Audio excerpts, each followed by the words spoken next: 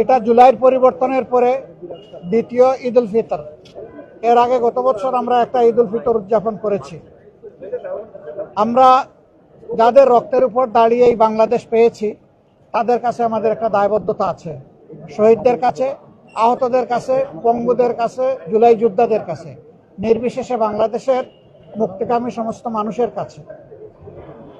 ঈদ আসে খুশির বার্তা নিয়ে, এবং ঈদ আসলে বিশেষ করে শহরে নগরে অবস্থানরত জনগণ নাড়ির টানে বাড়ির দিকে তারা ছুটতে থাকে। সেই সময়টা অতীতেও বিভিন্ন সময় অনেক গ্যাঞ্জাম ছিল, সমস্যা ছিল। এবার সমস্যাটা হয়েছে আরও বেশি মাত্রায়। আমরা খুবই ব্যথিত, আমরা লজ্জিত। পরিবর্তিত বাংলাদেশে এটা হওয়া উচিত ছিল না। ভাড়া নিয়ে যে কেলেঙ্কারি হয়েছে, আর সরকারের মন্ত্রী এই বিভাগের যে সমস্ত কথা এক এক সময় এক একটা বলেছেন, আমরা জাতি হিসাবে লজ্জিত। আমরা জানি না ওনারা লজ্জিত অনুতপ্ত কিনা। মানুষ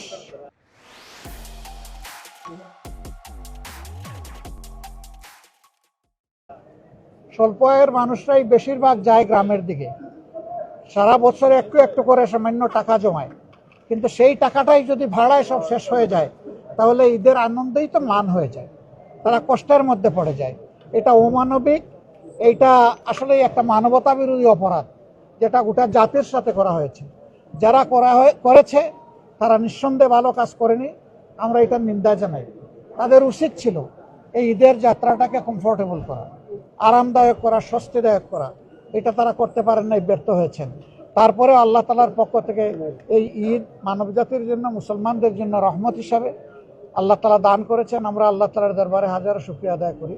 বন্ধুগণ, আমরা যে সময় শান্তিতে এখানে ঈদের নামাজটা আদায় করলাম, আজকে গাজা, ফিলিস্তিন, ইরাক, মধ্যপ্রাচ্যের বিভিন্ন দেশ, আমাদের পার্শ্ববর্তী কাশ্মীর, তারপরে মিন্দানাও, জুলু, ইরিত্রিয়া, সোমালিয়া, এগুলার দিকে যদি তাকান তাহলে দেখবেন যে আসলে তাদের সেই ঈদের আনন্দ নেই। যুদ্ধের দাবানল চতুর্দিকে জ্বলছে, জ্বলে পুড়ে সভ্যতা, মানবতা ছাই হচ্ছে।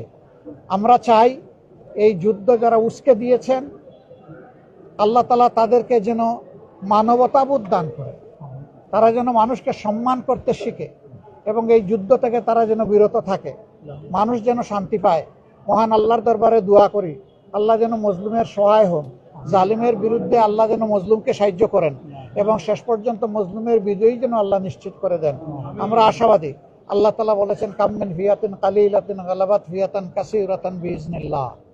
আল্লাহ তাআলা যুগে যুগে কত ছোট ছোট দলকে বিশাল বাহিনীর বিরুদ্ধে বিজয় দিয়েছেন। আমরা আল্লাহর দরবারে দোয়া করি, যারা সত্যের পক্ষে, মানবতার পক্ষে আছে, আল্লাহ যেন তাদেরকে বিজয় দান করেন। আপনাদের মাধ্যমে আবারও দেশবাসী এবং প্রবাসে অবস্থানরত বাংলাদেশি ভাই বোন সহ সারা মুসলিম বিশ্বের সমস্ত ভাই বোনদেরকে আমরা মোবারকবাদ জানাচ্ছি, ঈদের শুভেচ্ছা জ্ঞাপন করছি। খুশ আমদের সবাইকে। আসসালামু আলাইকুম। আমি একটা প্রশ্ন, সেটা হচ্ছে যে এই আপনি বলেন যে জুলাই যোদ্ধাদের কারণে এবারে দ্বিতীয় ঈদ পালন করলেন। আমরা কয়েকটা জুলাই শহীদ পরিবারের কাছে গিয়েছিলাম, তাদের অভিযোগ হচ্ছে তাদের অনেকেই তাদের খোঁজ খবর রাখে নাই, এবং তারা আরেকটা জিনিস বলেছেন যে ঈদের পরে যে পার্লামেন্টের দ্বিতীয় অধিবেশন শুরু হবে, সেই অধিবেশনে জুলাই সনদ নিয়ে পাস না হওয়া নিয়ে যে একটা আশঙ্কা তৈরি হয়েছে, এটা নিয়েও তারা ক্ষোভ প্রকাশ করেছেন। ঈদের পরে তারা প্রত্যাশা করছেন এটা একটা ফয়সালা হবে। আপনারা আবার পার্লামেন্ট অধিবেশন, আমরা এই ব্যাপারে দৃঢ়, আমরা বিষয়টা ইতিমধ্যে পার্লামেন্টে উঠিয়েছি, এবং এটা মাননীয় স্পিকার তিনি আমলে নিয়েছেন, এটার উপরে আলোচনা হবে। আমরা কমিটেড। জনগণের কাছে আমরা যখন গিয়েছি, দুইটা ভোট চেয়েছি, একটা গণভোট আর একটা আমরা চেয়েছি সংসদ নির্বাচনের ভোট। ভোট তো জনগণ দুইটাই দিয়েছে, তাই একটা হালাল হলে আর একটা হারাম হবে কেন? আর একটা যদি হারাম হয় তাইলে আর একটা হালাল হয় কিভাবে? এটা যত তাড়াতাড়ি, যারা এখনো বুঝেন নাই, অর্থাৎ সরকারি দল, তারা যত তাড়াতাড়ি বুঝবেন, সংকট তত তাড়াতাড়ি কাটবে। তারাও জাতির সামনে কথা দিয়েছেন, তারাও গণভোটের কথা বলেছেন, তারাও গণভোটকে সমর্থন করেছেন। এখন যদি এটার বিরোধিতা করেন, এটা হবে খুবই দুঃখজনক। আমরা চাই জনতার সর্বোচ্চ রায়কে সবাই যেন সম্মান করে।